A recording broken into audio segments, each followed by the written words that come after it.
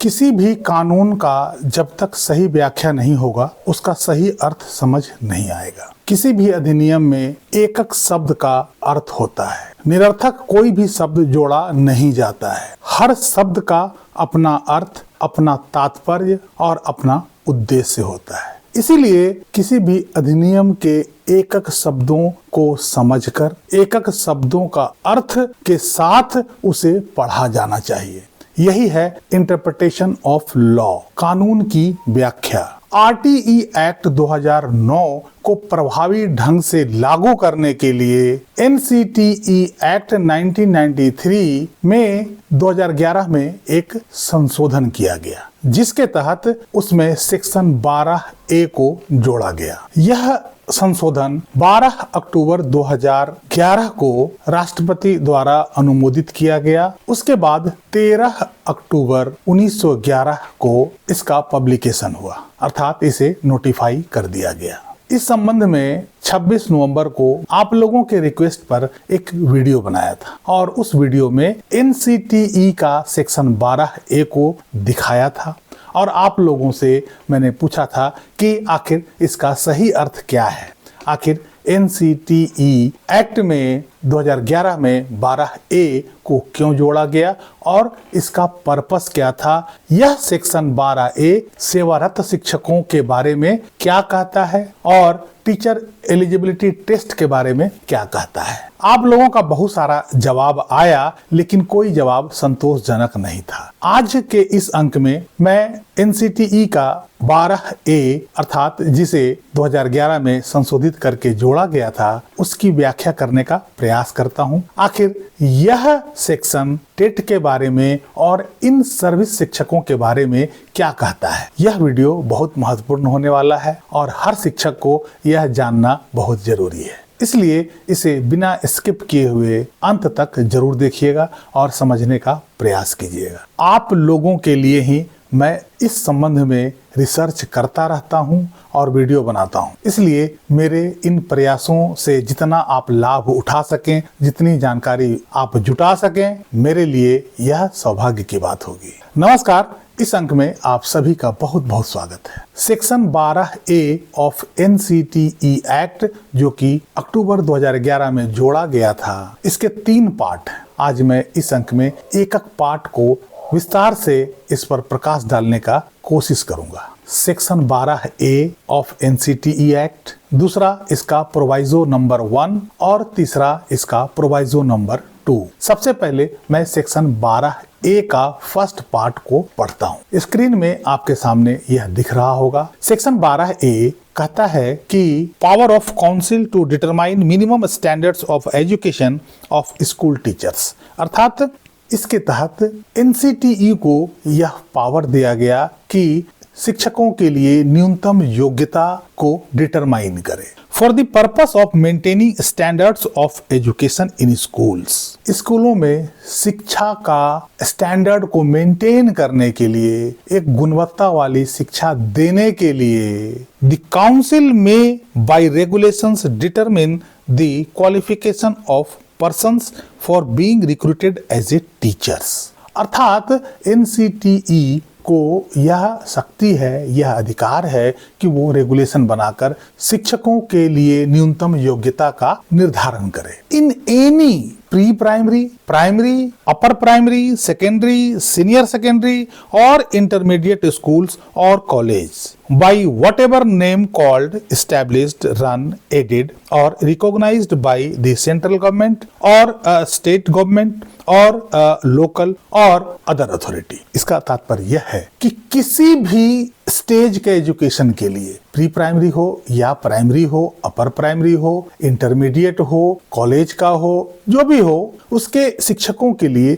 यह न्यूनतम योग्यता निर्धारित कर सकती है। लेकिन हमारा विषय अभी केवल लिमिटेड है प्री प्राइमरी, प्राइमरी और अपर प्राइमरी के लिए। इसमें यह भी कहा गया है कि वो स्कूल चाहे सेंट्रल गवर्नमेंट द्वारा रन किया जा रहा हो या स्टेट गवर्नमेंट द्वारा या कोई लोकल अथॉरिटी द्वारा या वो किसी भी बोर्ड से रिकॉग्नाइज्ड हो, इसका कुल मिलाकर अर्थ यह हुआ कि यह कानून यह चाहता है कि चाहे विद्यालय किसी प्रकार का हो, सब जगह यह स्टैंडर्ड मेंटेन होना चाहिए। इस एक्ट के हिसाब से यह सभी तरह के स्कूलों पर लागू होता है।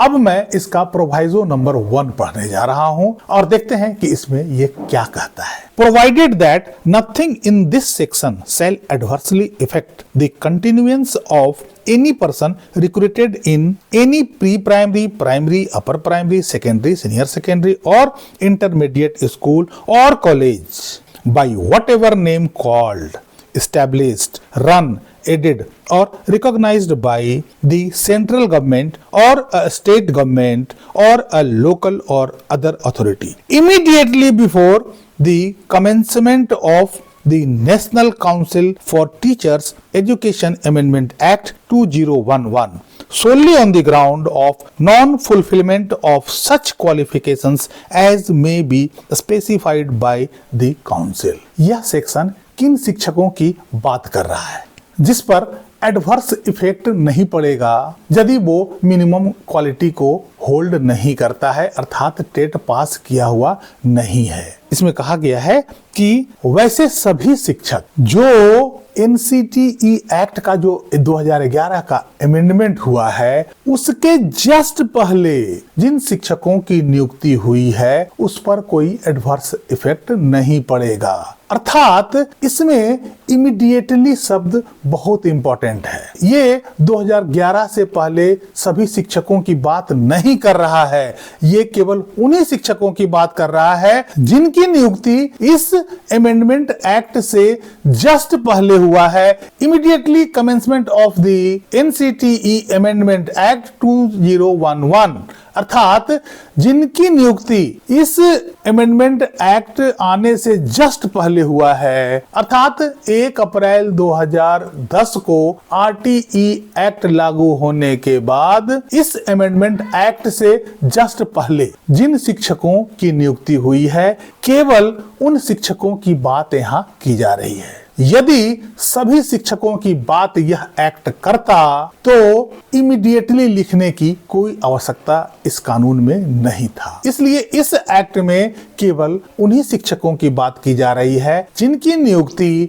एनसीटीई एक्ट 2011 के आने से जस्ट पहले, कुछ समय पहले उनकी नियुक्ति की गई थी। उससे पहले के शिक्षकों के लिए यह सेक्शन, यह बात नहीं है। वे सभी शिक्षक जिनकी नियुक्ति एनसीटीई अमेंडमेंट एक्ट 2011 से पहले हुई है और यदि उनके पास टेट की डिग्री नहीं है उनके ऊपर कोई एडवर्स इफेक्ट नहीं पड़ेगा।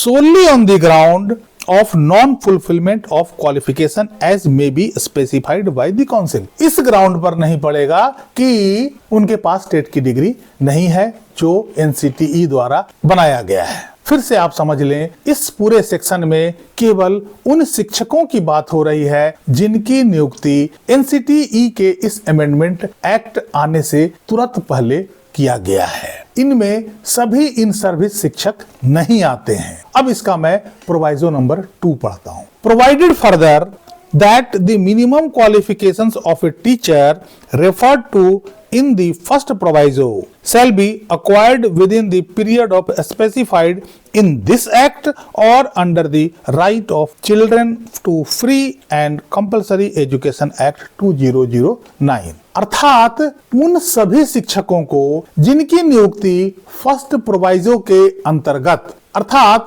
एनसीटीई अमेंडमेंट एक्ट लागू होने से तुरंत पहले हुई थी, उन्हें चाहे इस एक्ट के हिसाब से जो समय दिया गया है या आरटीई एक्ट के हिसाब से जो समय दिया गया है उस समय के भीतर उन्हें टेट पास करना होगा। यहाँ कोई कंफ्यूजन नहीं है, जैसा कि फर्स्ट इंस्टेंस में इस कानून को पढ़ने में लगता है कि सभी इन सर्विस शिक्षकों को टेट पास करना होगा। यदि एनसीटीई अमेंडमेंट का यह उद्देश्य होता कि सभी इन सर्विस टीचरों को टेट पास करना आवश्यक होता तो प्रोवाइजो नंबर 1 में इमीडिएटली शब्द का प्रयोग नहीं होता।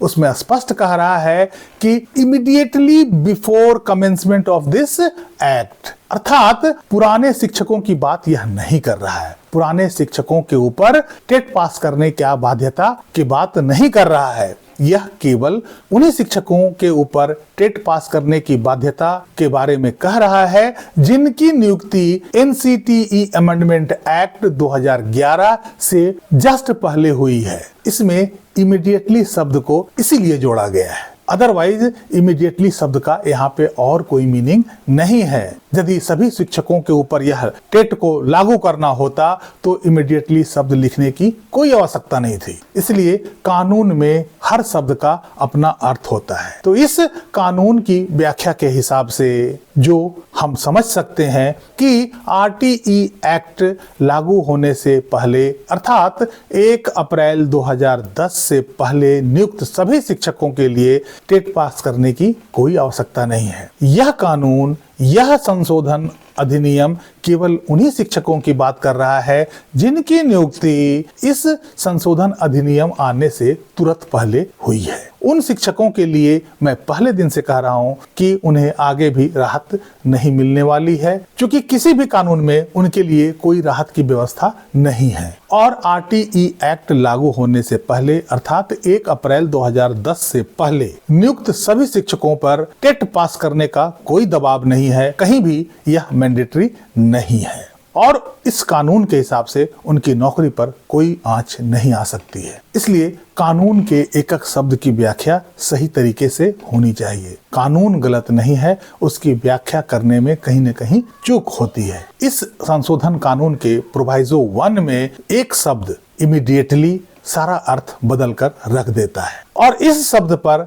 ज्यादातर लोगों का ध्यान नहीं जाता है। इसलिए यदि हम इसकी व्याख्या सही तरीके से करेंगे तो इससे साफ पता चलता है इस कानून के तहत केवल उन्हीं शिक्षकों को टेट पास करना आवश्यक है जिन शिक्षकों की नियुक्ति 2011 का एनसीटीई अमेंडमेंट एक्ट आने से तुरंत पहले हुई है, न कि वैसे सभी शिक्षक जिनकी नियुक्ति बहुत पहले हो चुकी है। मुझे उम्मीद है कि यह व्याख्या आप लोगों को भी समझ आ गया होगा। अब आप इस कानून को दोबारा तिबारा पढ़ के देखें, आप लोग को यह बात क्लियर हो जाएगा। अब आप सही तरीके से इसकी व्याख्या को, इस कानून को समझ पाएंगे। यदि सभी शिक्षकों पर इसे लागू करना होता तो इसमें इमीडिएटली शब्द का प्रयोग कभी नहीं किया गया होता, इसमें सिंपली ऑल टीचर्स लिखा होता। इसलिए इस कानून का बिल्कुल मकसद नहीं है कि वैसे सभी शिक्षकों के ऊपर टेट को लागू कर दिया जाए जिनकी नियुक्ति आरटीई एक्ट आने से पहले हुई है। कैसी लगी ये जानकारी,